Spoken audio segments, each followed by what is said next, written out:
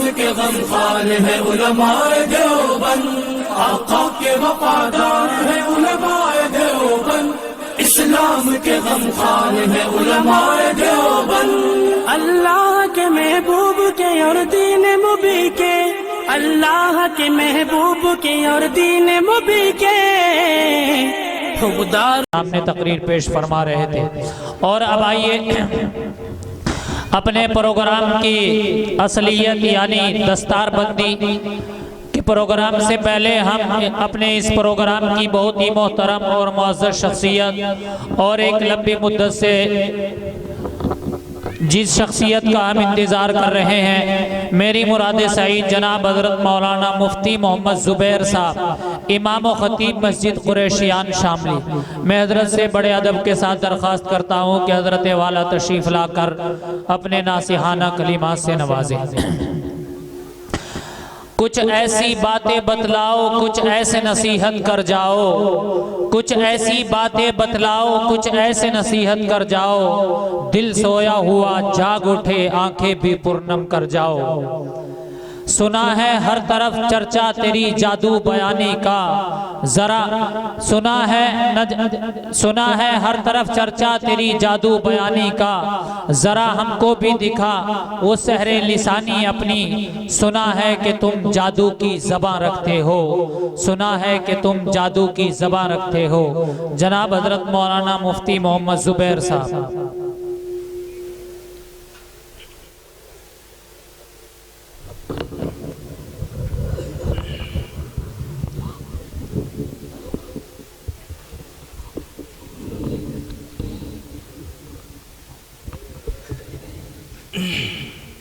नहमदुहु व नुसल्ली अला रसूलिहिल करीम, अम्मा बाद, फ़अऊज़ु बिल्लाहि मिनश शैतानिर रजीम, बिस्मिल्लाहिर रहमानिर रहीम।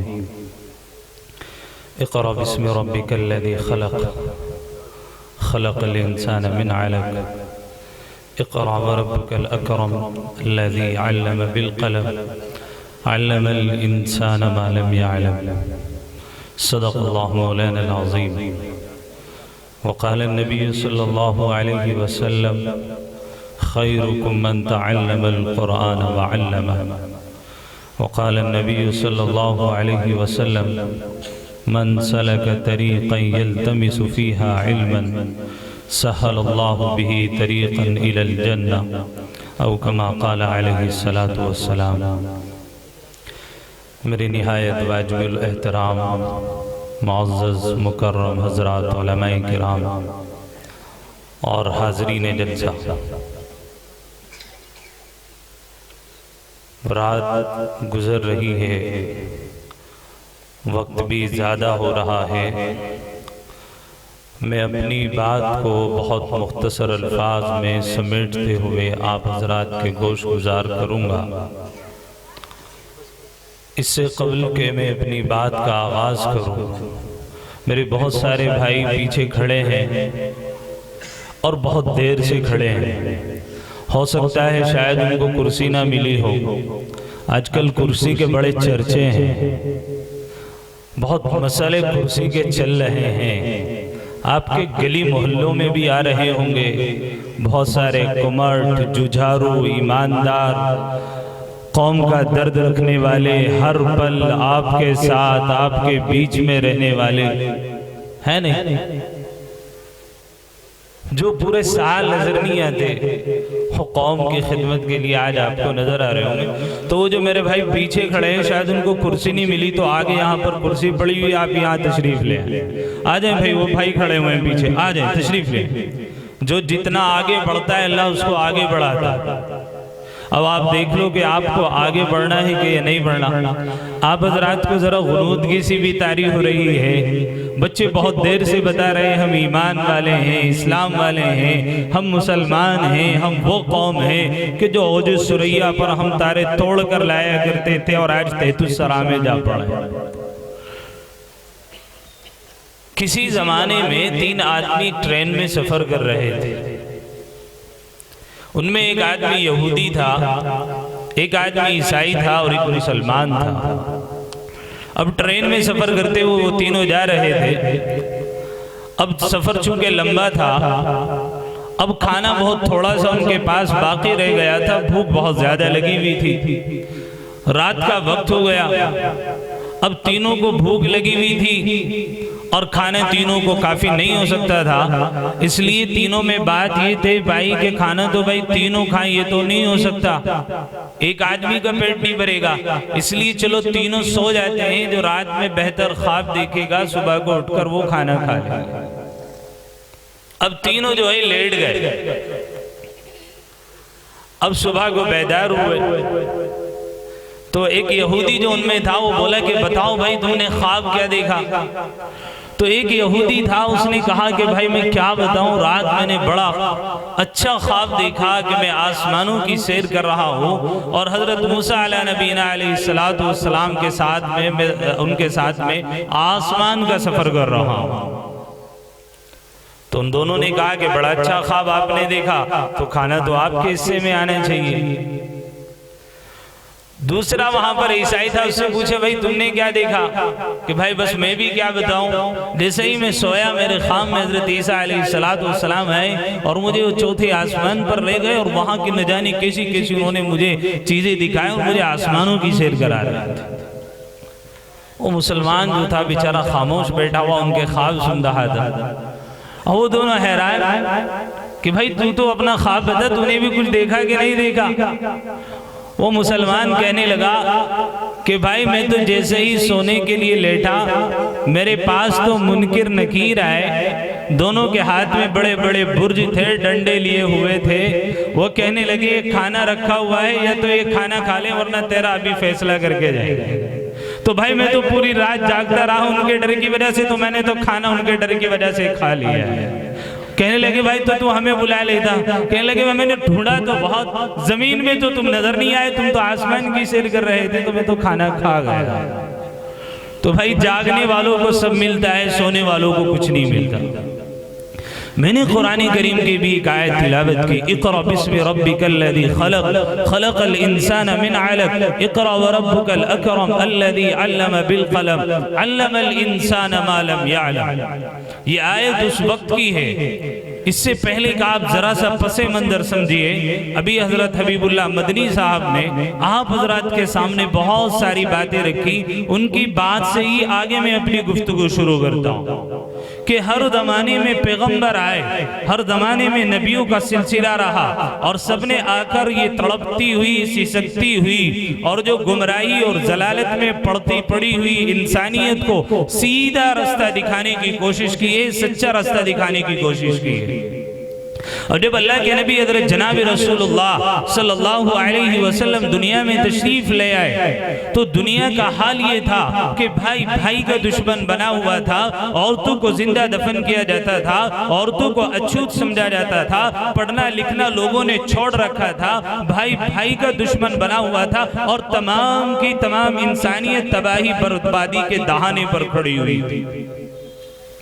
मैं एक बात कहने लगा हूँ, हजरात उलमाए किराम से भी मेरी बात कि ये बात मेरी जरा तवज्जो से सुने, अगर गलत लगे तो इस्लाह की कोशिश कीजिएगा कि अल्लाह के नबी हजरत जनाब रसूलुल्लाह सल्लल्लाहु अलैहि वसल्लम की दुनिया में तशरीफ लाने से पहले ये तमाम के तमाम काम हो रहे थे कि बाप अपनी बेटी को पकड़ता तो जिंदा दफन कर देता, औरत को अगर मखसूस अय्याम आते उसको घर से बाहर निकाल कर कह दिया जाता कि तुम अछूत हो, तुम खाना नहीं बना सकती हो, तुम कपड़ा नहीं धो सकती हो, तुम हमारे साथ में नहीं रह सकती हो, घर से बाहर निकाल करके खड़ा कर दिया जाता। इसी में आकर अल्लाह के नबी हज़रत जनाब रसूलुल्लाह सल्लल्लाहु अलैहि वसल्लम ने क्या काम किया, कहा वइदल मौऊदतु सुइलत बिअय्यि दंबिन क़ुतिलत व यसअलूनका अनिल महीज़ क़ुल हुवा अदन फ़अतज़िलुन निसाअ फिल महीज़, कि आज के बाद तुम जो बच्चियों को जिंदा दफन करते हो, तुम बच्चियों के जो ऊपर जुल्म करते हो, जो बच्चियों के साथ में तुम नाइंसाफी करते हो,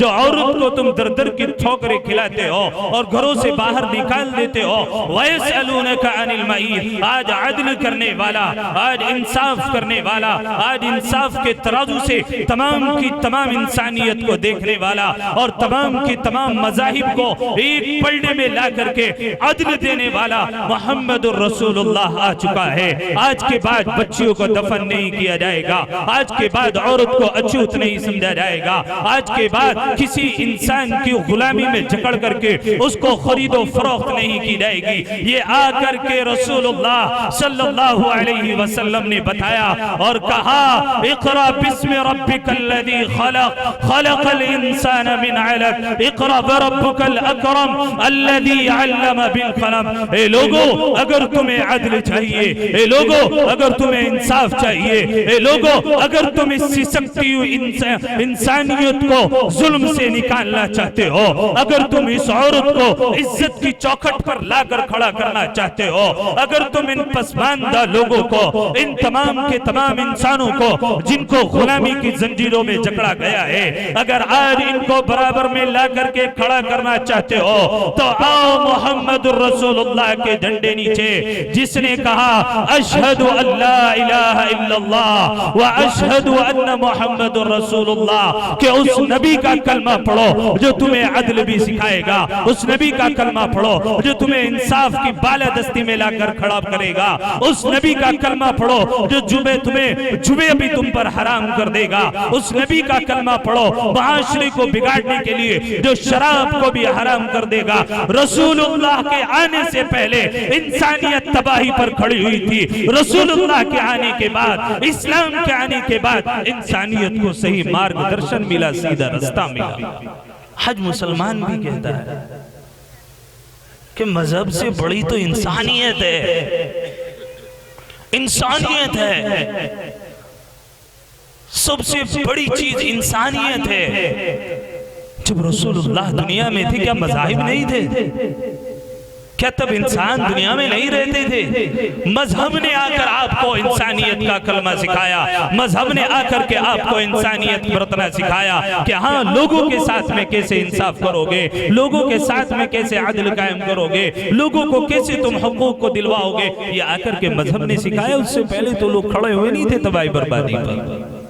आज मुसलमान भी राग लाप रहा है, इंसानियत से बड़ा ही मजहब कोई नहीं, सबसे बड़ा मजहब जो है वो इंसानियत। भाई मजहब ने आकर आपको इंसानियत सिखाई, नहीं तो लोग गाजर मूली की तरह भाई भाई को काट रहा था। आज नारा लगाया जाता है बेटी बचाओ बेटी पढ़ाओ, ये नारा मुहम्मदुर रसूलुल्लाह सल्लल्लाहु अलैहि वसल्लम ने आज से 1400 साल पहले लगाया था और कहा था वहीरल मौऊदतु सुइलत, ए दुनिया के इंसानों सुन लो, आज के बाद अगर तुमने औरत को जलील किया, आज के बाद अगर तुमने बच्चियों को कत्ल किया, मुहम्मदुर रसूलुल्लाह पैगाम ला चुका है, बिअय्यि ज़ंबिन क़ुतिलत, इसकी ताकत रखता है कि तुमसे पूछे किस जुर्म की पादाश में तुम बेटियों को कत्ल कर रहे हो। लेकिन ये जो रसूलुल्लाह का पैगाम था आज दूसरी अक़वाम हमें बता रहा। मुहम्मदुर रसूलुल्लाह के गुलामों को पता ही नहीं कि सबसे पहले औरत की इज्जत को दबाला करने के लिए मुहम्मदुर रसूलुल्लाह ने हुक्म दिया था।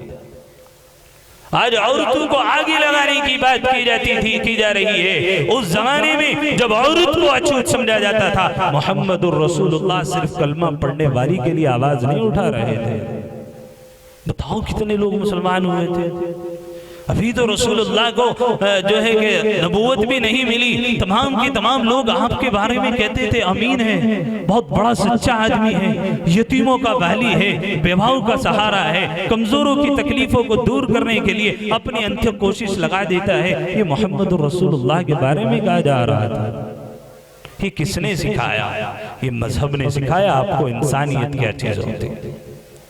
तो रसूलुल्लाह सल्लल्लाहु अलैहि वसल्लम ने क्या कहा कि जब जब दुनिया के अंदर जुल्म होगा, जब जब दुनिया के अंदर नाइंसाफी होगी, जब जब दुनिया के अंदर औरतों के ऊपर जुल्म किया जाएगा, जब जब लोगों को, कमजोरों को और पसमानदा लोगों को गुलामी की जंजीरी में दोबारा जकड़ा जाएगा, तो लोगों तुम्हारे पास एक वाहिद रास्ता है, इक़रा बिस्मि रब्बिकल्लज़ी खलक़ से चिमट जाना, इक़रा व रब्बुकल अकरम से चिमट जाना, अल्लज़ी अल्लम बिल कलम, उस इल्म से चिमट जाना जो इल्म तुम्हें इंसानियत भी सिखाएगा, जो इल्म तुम्हें माँ बाप का दर्जा रखना क्या माँ बाप का दर्जा है वो भी सिखाएगा, जो इल्म तुम्हें पड़ोसियों के हुकूक अदा करना भी सिखाएगा, जो इल्म तुम्हें मुल्क के अंदर कैसे इंसाफ कायम हो वो करना भी सिखाएगा। वो कौन सा इल्म है? वो अल्लाह के नबी हजरत जनाब रसूलुल्लाह सल्लल्लाहु अलैहि वसल्लम का लाया हुआ कुरान है, जिसके बारे में अल्लाह के नबी हजरत जनाब रसूलुल्लाह सल्लल्लाहु अलैहि वसल्लम ने फरमाया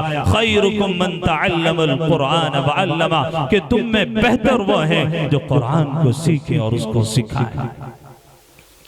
लेकिन आज हमारी समझ में बात नहीं आती। एक जमाना था मुसलमानों का, जरा सी कुरान के ऊपर बात आती थी, जरा सा इस्लाम के ऊपर आ जाती थी, मुसलमान अपना तन मन धन की बाजी लगा दिया करता था और कह दिया करता था हम एक अल्लाह के मानने वाले हैं, एक ईश्वर के मानने वाले हैं। अगर तुम्हें बदनाम करना है करो, अगर तुम्हें मारना है मारो, अगर तुम्हें गुलामी की जंजीरों में डालकर जेलों के सलाखों के पीछे डालना है डालो, लेकिन हम मोहम्मद रसूलुल्लाह के गुलाम हैं, न तुम्हारे डरावे से धमकाने में आने वाले हैं। हम मोहम्मद रसूलुल्लाह के गुलाम हैं, न तुम्हारी जेलों से डरने वाले हैं। हम मोहम्मद रसूलुल्लाह के गुलाम हैं, न तुम्हारे ऑफर को कबूल करने वाले हैं।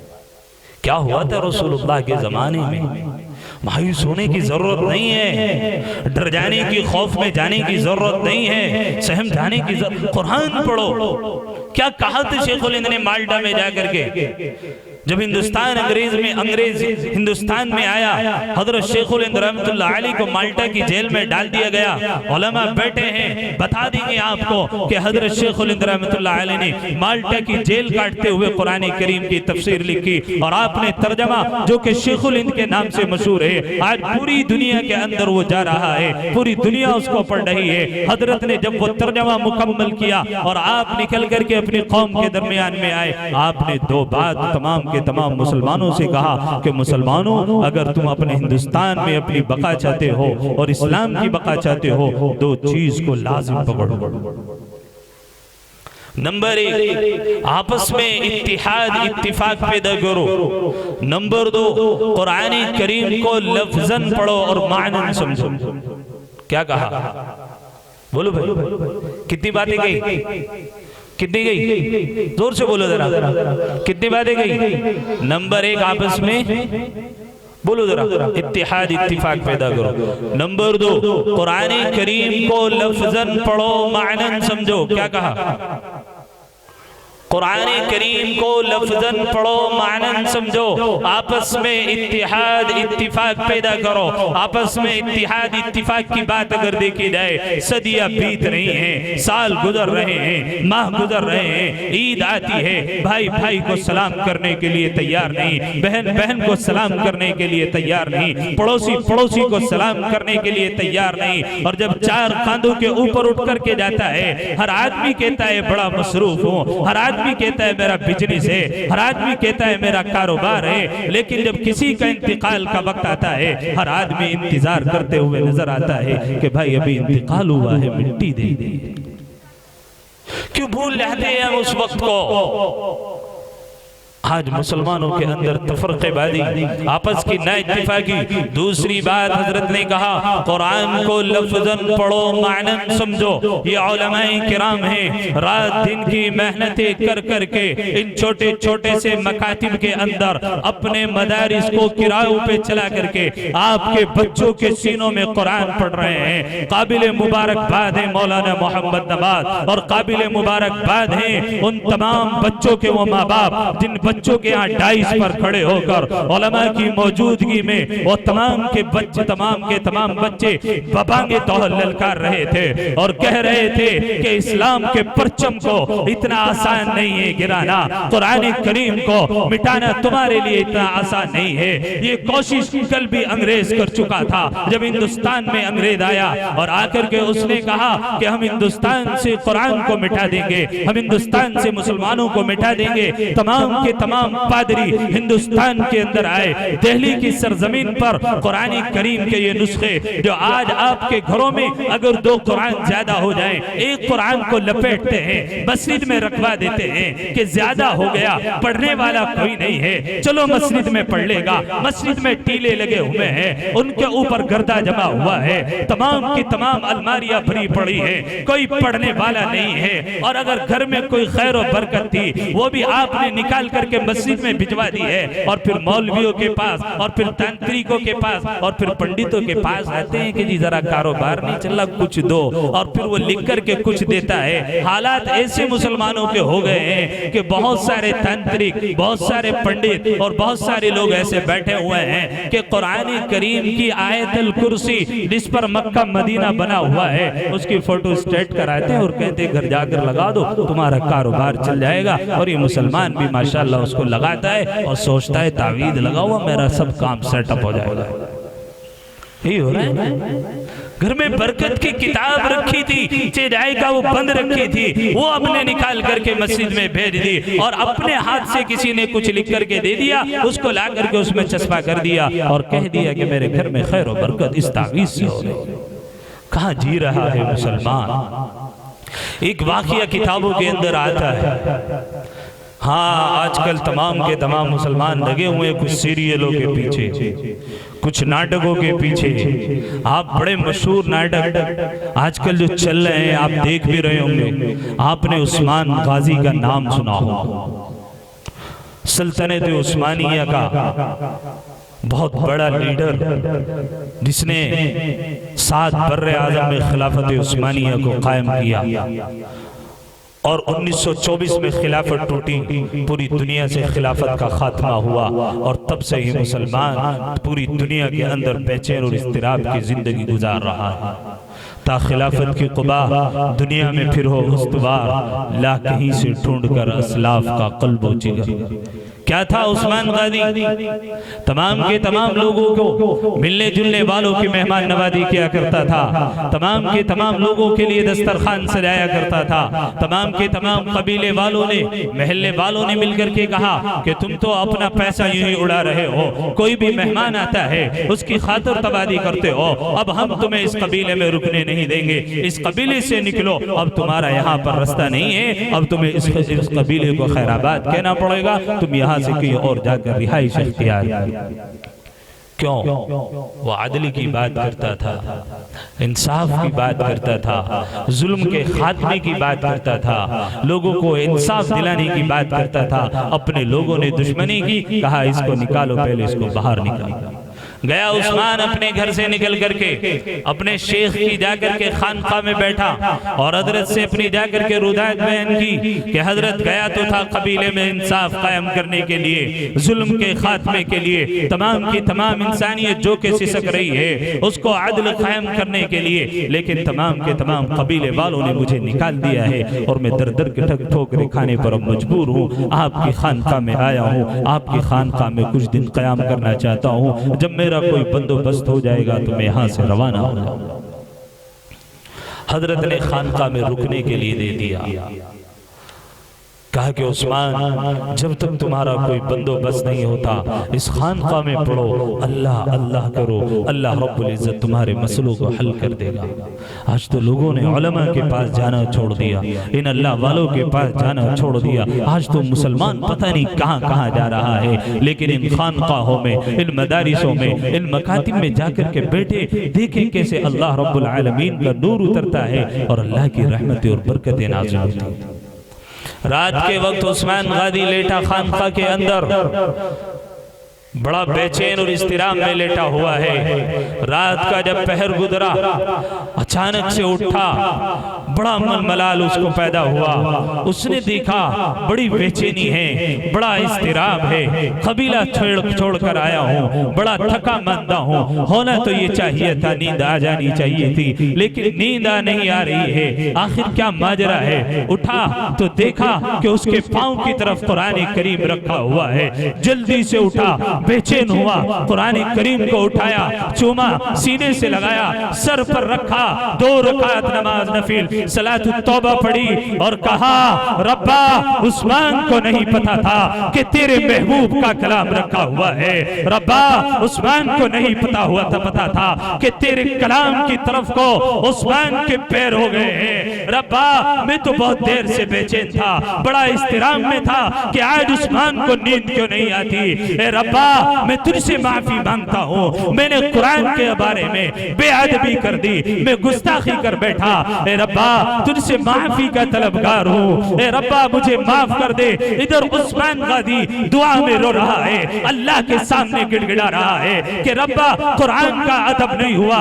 उधर शेख के ख्वाब में अल्लाह के नबी हजरत जनाब रसूलुल्लाह सल्लल्लाहु अलैहि वसल्लम आकर के कहते हैं कि ए शेख जाकर अपने मुरीद को कह दे कि आज उस्मान गाजी के कुरान का अदब करने की वजह से अल्लाह ने 7 बर्रे आज़म में उस्मानी परचम को लहरा दिया और अब दुनिया देखेगी कि आज कुरान के अदब करने की वजह से उस्मान उस फतह और कामरानी से हमकिनार होगा कि रहती दुनिया उस्मान का नाम याद करती रहेगी। और तमाम के तमाम वो लोग जो रसूलुल्लाह के खिलाफ बोले थे, जो कुरान के खिलाफ बोले थे, उस्मान का नाम सुनेंगे और अपने दिलों के अंदर थर थर कांपेंगे। ये अदब था कुरान का,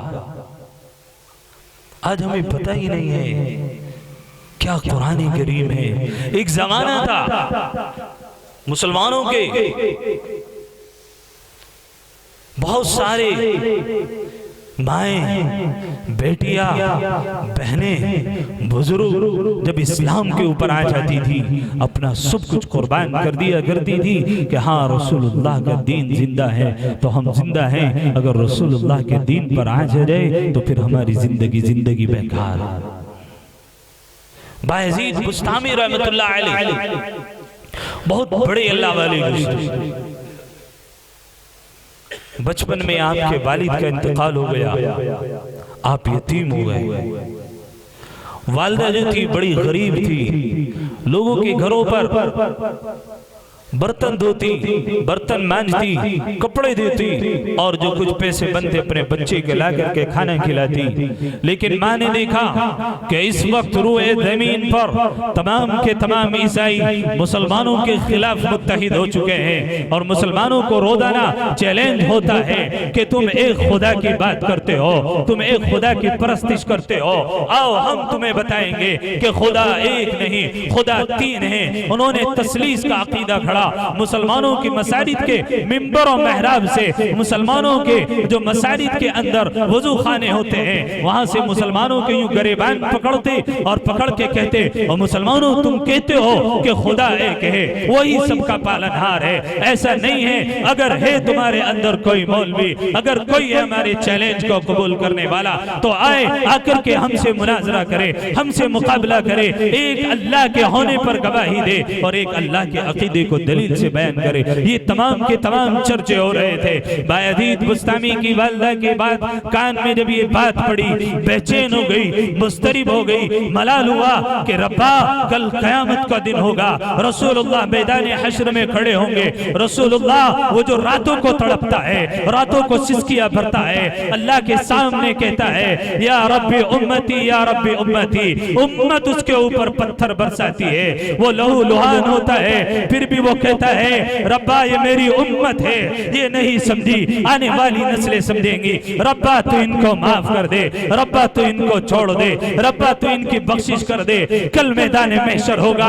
बायजीद बुस्तामी की माँ कह रही है कि वो रसूलुल्लाह खड़े होंगे और कहेंगे मैं तो तुझे हजरत खदीजतुल कुबरा के रास्ते पर डाल करके गया था, मैं तो तुझे अम्मी आयशा का रास्ता बता करके गया था, मैं तो तुझे फातिमा के रास्ते पर डाल करके गया था, तूने औलाद की कैसे तरबियत की, रसूलुल्लाह के दीन पर डाका पड़ रहा था, तेरी औलाद जिंदा थी, तू जिंदा थी, ये तूने कैसे गवारा किया। माँ के दिल में बलबला उठा, माँ ने हौसला किया, जुर्रतमंदी का मुहाजरा किया, मुजाहरा किया, बच्चे का हाथ पकड़ा, हाँ एक ऐसे ही छोटे से मकतब में ले गई और जाकर के कहा उस्ताद जी मेरा एक बच्चा है, बस यतीम है, इकलौता है, इसके सर पर कोई हाथ रखने वाला भी नहीं है, इसके वालिद का इंतकाल हो चुका है, ये बेसहारा है, मैं इस बच्चे की कोई फीस अदा नहीं कर सकती, मैं इस बच्चे के ऊपर रुपया नहीं खर्च कर सकती। ए मेरे उस्ताद जी, मैं अपने बच्चे को लाई हूँ, रसूलुल्लाह का दीन मिटते हुए मुझसे देखा नहीं जाता है, कुरान मिटते हुए मुझसे देखा नहीं जाता है, ये मेरा बच्चा है, आपके हाथ में हाथ दे रही हूँ। जब तक मेरा बच्चा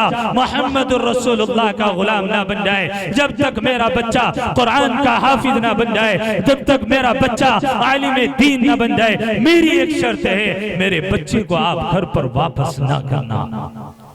हाँ मेरी भाई बहनें, पर्दा नशीन बैठी हुई सुन रही होंगी, जरा दिल के कानों से सुनिए, क्या पत्थर रखे होंगे उस माँ ने अपने जिगर पर, क्या गुजरी होगी उस माँ के दिल पर जिसके इकलौता बेटा हो, लेकिन वो यूं मचल रही हो कहीं रसूलुल्लाह गरेबान ना पकड़ ले, हौज़े कौसर से दुत्कार ना दें कि मेरा दीन मिट रहा था और तुम अपने बच्चों को बेहतरीन खाना खिलाने में मशगूल थे, तुम अपने बच्चों को अंग्रेज की ज़ुर्रियत बनाने पर लगे हुए थे, तुम अपने बच्चों के फैशन कट वाले बाल बनवा रहे थे, तुम अपने बच्चों को अंग्रेज की गुलामी में देकर फटी हुई जीन्स से पहना रहे थे, तुम अपने बच्चों के टी शर्ट वो खरीद रहे थे जिनके ऊपर सलीबें बनी हुई हैं, जिनके ऊपर नंगी तस्वीरें बनी हुई हैं, जिनके बारे में रसूलुल्लाह ने कह दिया नेकी के फरिश्ते भी उस घर में दाखिल नहीं होते जहां पर तस्वीर हो या कुत्ता हो। तुमने तो कुत्ते शौकिया पाले थे,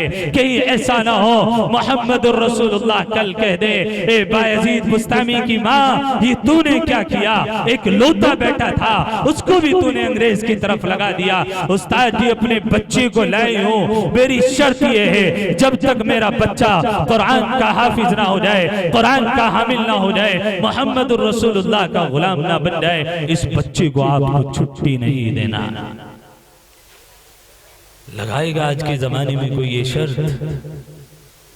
क्या हो गया मुसलमानों, आज तो कुरान पर एतराज हो रहे हैं, यूट्यूब के ऊपर डिबेट चलती है क्या कहता है इस्लाम इसके बारे में। इधर एक मुसलमान बैठा हुआ है, उधर एक मुसलमान बैठा हुआ है, एक मुसलमान सवाल करता है, दूसरा मुसलमान उसकी बाइकाट कर रहा है। आज तो कुरान में मुदाखलत की जा रही है, आज तो इस्लाम में मुदाखलत की जा रही है। उस मुल्क के अंदर जिस मुल्क को आपके आबा अजदाद ने आपके अपने खून और पसीने से सींचा था, जिस मुल्क की आबियारी में आपके तमाम बुजुर्गों का खून शामिल था, आज उस मुल्क के अंदर आपको दूसरे नंबर का नागरिक बनाने की कोशिशें की जा रही है, लेकिन हमें के ख्वाब गफलत के शिकार हुए पड़े, जागने के लिए तैयार ही क्या कुछ मुल्क में चल रहा है कुछ पता नहीं है। बस एक तरह का हमारे ऊपर खौफ तारी है कि अब कुछ होने वाला नहीं है, हालांकि अल्लाह का कुरान क्या कह रहा है। उलमा बैठे हुए, अल्लाह क्या कह रहा है, अम हसिबतुम अन तदखुलुल जन्ना वलम्मा यातिकुम मसलुल लदीना खलौ मिन क़ब्लिकुम मस्सतहुमुल बासाउ वज़र्रा वज़ुलज़िलू हत्ता यक़ूलर रसूलु वल्लदीना आमनू मअहू मता नस्रुल्लाह। के मुसलमानों क्या तुमने गुमान कर लिया यूं ही जन्नत में दाखिल हो जाओ? ये कहता है अल्लाह का कुरान। उलमा बैठे हैं, तर्जमा आपको बता देंगे। अल्लाह कह रहा है पढ़ते ही नहीं कुरान को, मानद समझते ही नहीं कुरान को, कुरान क्या कह रहा है।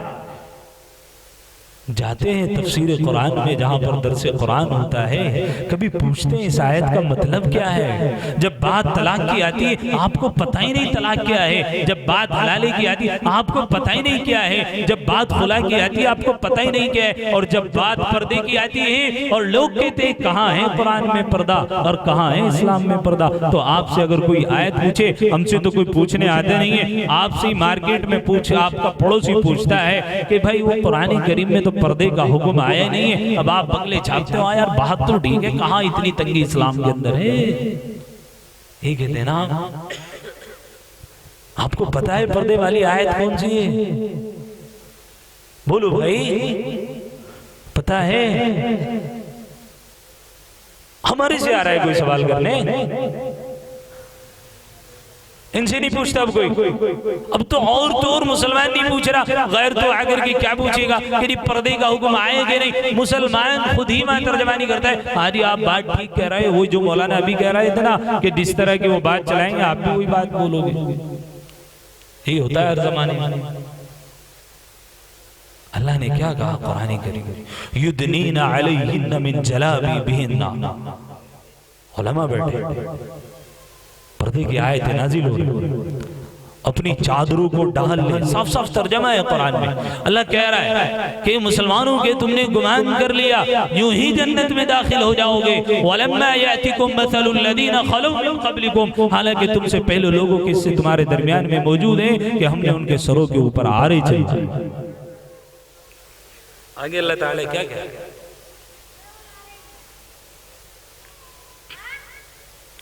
मस्सतहुमुल बासा वज़्ज़र्रा वज़ुल्ज़िलू हत्ता यक़ूलुर रसूलु वल्लज़ीना आमनू मअहू मता नस्रुल्लाह। क्या तुमने गुमान कर लिया यूं जन्नत में दाखिल हो जाओगे? तुमसे पहले लोगों के किस्से कहानियां तुम्हारे दरमियान में मौजूद। हमने उनको आजमाया, हमने उनको तकलीफ में डाला। वज़ुल्ज़िलू हत्ता कि उनको झंझोड़ कर रख दिया। हत्ता यक़ूल अर्रसूल वल्लज़ीना आमनू मअहू मता नस्रुल्लाह, यहाँ तक कि कहने लगे और ईमान वाले भी और रसूल भी उनके दरमियान, मता नस्रुल्लाह, कब आएगी अल्लाह की मदद। यही तो कह रहा है आज हम भी। झंझोड़ कर रख दिए गए, हिला दिया गया आपको।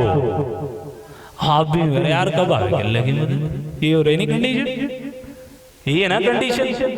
लेकिन अभी हत्ता यक़ूल रसूल वल्लज़ीना आमनू मअहू मता नस्रुल्लाह, जिसके दिल में ईमान है, जिसके दिल में कुरान है, जो कुरान को लफ्ज़न पढ़ता है, मानन समझता है, वो अभी भी इस खौफ में मुब्तला नहीं है। वो समझता है अल्लाह ने कुरान में कहा हम तुम्हें तकलीफ में डालेंगे। वलनब्लुवन्नकुम बिशैइन मिनल खौफ वल जुअ व नक़्सिन मिनल अम्वालि वल अनफुसि वस्समरात वबश्शिरिस साबिरीन। हम तुमको जरूर भी जरूर आजमाएंगे, खौफ से आजमाएंगे, भूख से आजमाएंगे, तुम्हारी जानों में कमी करके आजमाएंगे, तुम्हारे मालों में कमी करके आजमाएंगे।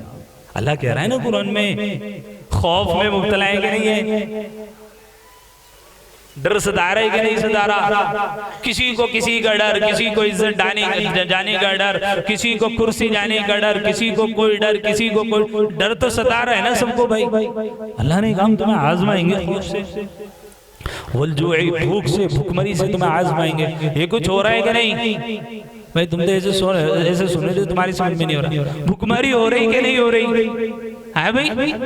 वहां से मिनल अम्वाल, मालों में कमी हो रही कि नहीं? जितना कमालो कि नहीं पता नहीं लग रहा कहां जा रहा है। अच्छे अच्छे पढ़े लिख के परेशान कीजिए, नौकरियां नहीं मिल रही। जो अच्छे अच्छे पैसा गा रहे हैं कह रहे नहीं मजदूरी नहीं मिल रही। मजदूर को क्या हो रहा है कि मजदूरी नहीं मिल रही। और मालदार से पूछो पैसा कहाँ है, पता ही नहीं कहाँ जा रहा। यही हो रहा कि नहीं हो रहा? वनक़्सिम मिनल अम्वालि वल अनफुसि, तुम्हारी जानों में कमी करके कहीं तुम्हें मॉब लिंचिंग के नाम पर मारा जाएगा, कहीं तुम्हें रसूलुल्लाह की बात करने पर मारा जाएगा, कहीं तुम्हें कुछ कह करके मारा जाएगा, कहीं तुम्हारे पर कोई इल्जाम लगा करके मारा जाएगा। तुम्हारे ऊपर ये तमाम के तमाम आजमाइशें आएंगी। जब ये आजमाइशें आए, वज़ुल्ज़िलू, और तुम्हें झंझोड़ कर रख दिया जाए और तुम यूं कहने लगो मता नस्रुल्लाह, कब आएगी अल्लाह की मदद। अब अल्लाह कह रहा है, उलमा बैठे हैं, ताकीद दर ताकीद अल्लाह कह रहा है, अला इन्ना नस्रुल्लाहि करीब, सुन लो इन्ना नस्रुल्लाहि करीब, बेशक अल्लाह की मदद करीब है। हर रात के बाद सूरज निकलता है, हर तारीकी के बाद सुबह का सूरज नमूदार होता है, हर जुल्म के बाद अदल आता है, हर नाइंसाफी के बाद इंसाफ कायम होता है, हर जालिम को तमाम जिंदगी के लिए बका नहीं होती, उसका भी खात्मा होता है और इंसाफ करने वाला दुनिया में आता है। तो भाई कहीं को परेशान हो रहे हो? कौन कह रहा है? अच्छा कौन कह रहा है? मैं नहीं कह रहा हूं भाई। आप कभी समझो मुफ्ती साहब, मौलवी साहब, मौलाना कह रहा है, मैं कह ही नहीं रहा हूं। कौन कह रहा है? अल्लाह का कुरान कह रहा है। उलमा बैठे तर्जमा पूछना अपने अपने इमाम साहब से जाके कि जी इस आयत का तर्जमा समझाओ, हम हसिबतुम अन तदखुलुल जन्नह का मतलब क्या है? अल्लाह कह रहा है कुरान में, अला इन्ना नस्रुल्लाहि करीब, सुन लो बेशक अल्लाह की मदद करीब है। क्या है भाई? तो यार तुम्हारे चेहरे पर उदासी क्यों है? क्या कह रहा है अल्लाह कुरान में? थोड़ा सा मुस्कुराओ यार, मैं तुम्हें थोड़ा सा उस खौफ से निकालना चाहता हूँ। जरा क्या कह रहा है अल्लाह कुरान में? जरा मेरे साथ बोलो, क्या कह रहा है? सुन लो अल्लाह की मदद। थोड़ा सा यार ऊंचा सा तो बोल दो। अल्लाह की मदद क्या है? करीब है। क्या है? यानी जब तकलीफ में डाले जाओगे, मुसीबत में डाले जाओगे, तुम झंझोड़ कर रख दिए जाओगे, तो ये मत समझना कि अल्लाह की मदद नहीं आएगी। अब समझो कि अल्लाह की मदद करीब है। क्या है भाई? तो अल्लाह की मदद करीब है कि नहीं? फिर काहे के खौफ में आना भाई, काहे के डर में जीना भाई यूं हो जाएगा, यूं होने वाला है, वो होकर रहेगा। तो अल्लाह की मदद करीब है। कुरान कह रहा है, वो झूठा हो नहीं सकता। हमारी पहली आयत है अलिफ लाम मीम ज़ालिकल किताबु ला रैब फी। ये वो किताब है जिसमें जर्रा बराबर शक की, बोलो भाई, जर्रा बराबर की भी गुंजाइश नहीं है। अब जर्रा कैसे, किसको कहते हैं? मोस्की उसमें जाना नहीं चाहता, वो अपने उलमा से जाकर के पूछना कि जर्रा किसको कहते हैं। अपने इमाम से पूछना, ये आपके ऊपर सवाल पूछेंगे नहीं। जर्रे की तफसीर जरूर पूछना। उलमाए मुफस्सिरीन ने बहुत जबरदस्त निकात जर्रे के ऊपर भी बयान की। ज़ालिकल किताब, तो जिस किताब में जर्रा बराबर शक नहीं, वो किताब क्या कह रही है? अला इन्ना नस्रुल्लाही, बोलो क्या कह रही है? अला इन्ना नस्रुल्लाही। यार आयत तो पढ़ लो अल्लाह के बंदो। अला इन्ना नस्रुल्लाही करीब। सुन लो अल्लाह की मदद, जरा ऊंचा बोलो, अल्लाह की मदद करीब है। इसीलिए हजरत ने कहा था माल्टा से आने के बाद कि मुसलमानों, अगर हिंदुस्तान में अपनी बका चाहते हो, इस्लाम की बका चाहते हो, तो दो काम करो, आपस में इत्तिहाद पैदा करो और कुरान को लफ्जन पढ़ो, मानन समझो। अगर तुमने कुरान को लफ्जन पढ़ लिया, मानन समझ लिया, दुनिया की कोई भी ताकत आपका बाल बीका नहीं कर सकती। बायजीद बुस्तामी की वालिदा ने बच्चे का हाथ उस्ताद के हाथ में और कहा, उस्ताद जी मेरा एक ही बच्चा है, मैं चाहती हूँ ये कुरान का हामिल बन जाए, कुरान को पढ़ने वाला बन जाए। ये बच्चा आपके सुपुर्द कर रही हूँ, शर्त ये है कि छुट्टी नहीं देना। बायजीद बुस्तामी रहमतुल्लाह अलैह को 1 साल गुजरा। बच्चे जरा तवज्जो से सुनिएगा आप। 1 साल गुजरा, 2 साल गुजरे, 3 साल गुजरे। मदरसे में सबके घर वाले आते थे, कोई बच्चों के लिए चॉकलेट लाता था, कोई बच्चों के लिए टॉफी लाता था। सबके माँ बाप बच्चों के लिए कुछ ना कुछ लेकर के आते थे। बायजीद बुस्तामी सोचते, यार सबके घर से कोई ना कोई कुछ लेकर के आता है, मेरे घर से आज तक कोई नहीं आया है। मैंने तो आज 3 साल गुजर गए, वालिदा का चेहरा भी नहीं देखा। एक हदीस पढ़ी, उस्ताद ने पढ़ाई कि बेटा, अल्लाह के नबी हजरत जनाब रसूलुल्लाह सल्लल्लाहु अलैहि वसल्लम ने फरमाया कि जो नौजवान सुबह उठकर अपने माँ बाप को खंदा पेशानी के साथ, मोहब्बत के साथ अपने माँ बाप के चेहरों पर नजरें डाल दे, तो एक मकबूल हज और उम्रे का उसको सवाब मिलता है। बच्चा बेचैन हो गया कि हदीस तो पढ़ी है, वालिदा को देखा तक नहीं है।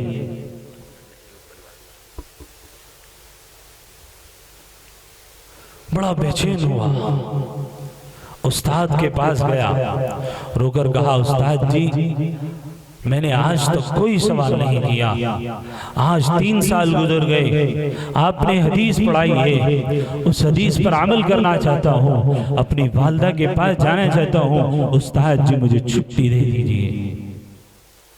अब उस्ताद को माँ को क्या हुआ वादा याद आया। माँ से कहा था, माँ ने कहा था कि उस्ताद जी मेरे बच्चे को उस वक्त तक छुट्टी नहीं देना जब तक मेरा बच्चा कुरान करीम का आमिल ना बन जाए और मोहम्मद रसूलुल्लाह का पक्का सच्चा गुलाम ना बन जाए। अब उस्ताद ने सोचा, बच्चे को छुट्टी न दूं, बच्चे का दिल टूटता है, बच्चे को छुट्टी दे दूं तो माँ से क्या हुआ वादा टूटता है। उस्ताद को बात समझ में ना आई तो हैला बनाया, कहा बेटा आपको छुट्टी तो नहीं मिल सकती, हाँ आप 3 दिन का सबक याद करके सुना दें तो मैं आपको छुट्टी दे सकता हूँ। अब कहाँ 1 दिन का सबक और कहाँ 3 दिन का सबक।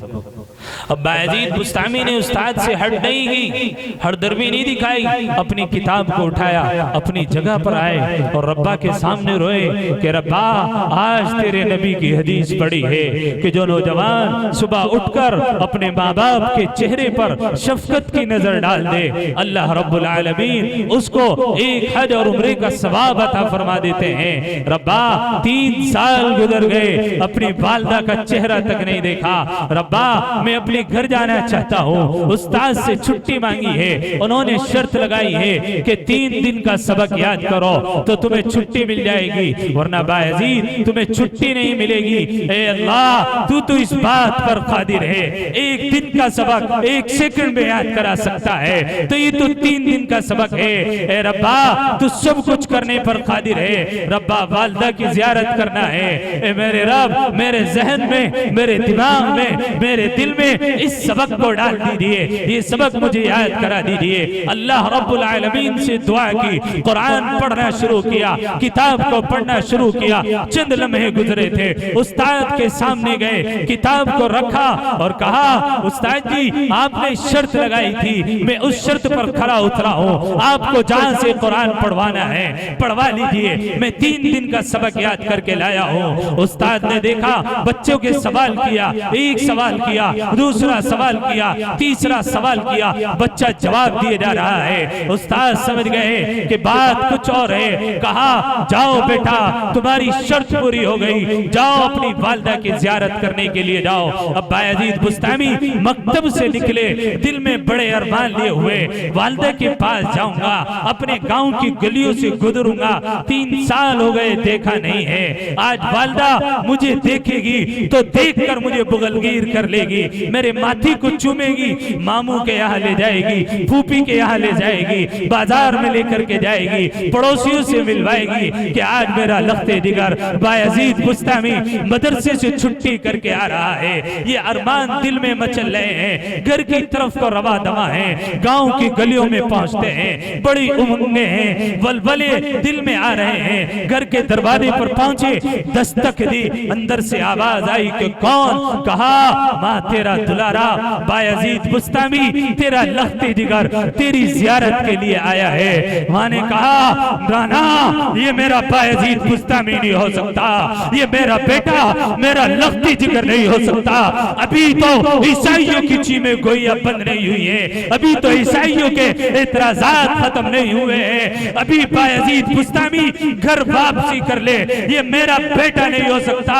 माँ ने धुतकार के कहा मेरा बेटा तो मकतब में गया हुआ है, ये मेरा बेटा नहीं है। क्या गुजरी होगी उस बच्चे पर, क्या पत्थर रखे होंगे उस माँ ने अपने जिगर पर। कहा नाना ये मेरा बेटा नहीं है। बेटा वापस मुड़ा, ज़ारो कतार रो रहा है, मकतब की तरफ रवा दवा है। उस्ताद ने आते हुए देखा, दिल में ख्याल आया हो सकता है इसकी माँ दुनिया से चल बसी हो सकता है इसको कोई हादसा पेश आया हो। माँ ने उस्ताद ने पूछा बायजीद क्या हुआ? जल्दी से लपके सीने से लगाया, पेशानी को बोसा दिया, कहा बेटा क्या बात है, गए थे बड़ी खुशी खुशी, आ रहे हो रोते हुए, ज़ारो कतार रो रहे हो, बात बताओ क्या बनी है। बायजीद ने कहा कि उस्ताद जी क्या बताऊं, मैं गया था घर पर खुशी खुशी, सोचा था वालदा सीने से लगाएगी, पेशानी को बोसा देगी, अच्छे खाने खिलाएगी, लेकिन माँ ने तो